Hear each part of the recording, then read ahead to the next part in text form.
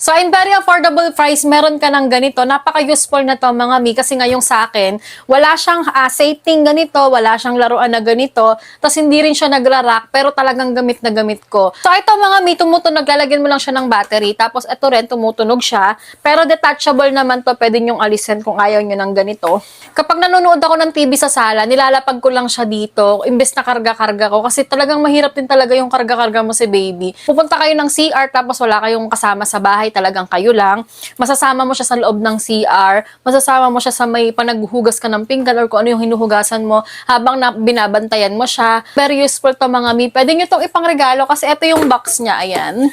So, ito, inassemble ko lang to. Then, madali lang naman din siyang i-assemble. Kayang-kaya nyo mga mi. Meron tayong iba-ibang color na to and very affordable lang to. Check nyo sa basket natin. Pwede siyang naka-steading pa ganyan, kaya okay na okay talaga sa newborn. Tapos, pwede nyo namang i-rack na pa ganyan kung gusto nyo magpapatulog kayo ng baby dito. Tapos, good quality talaga siya mga mi kasi meron siyang kabigatan. Ganito yung likod niya, detachable to, pwede nyo tong laban. Ako na nagsasabi sa inyo mga mi, talagang very useful yung ganito at talagang magagamit ninyo kasi nga tatlo na din yung anak ko. And talaga naging very useful sa akin yung ganito, nakatulong talaga siya.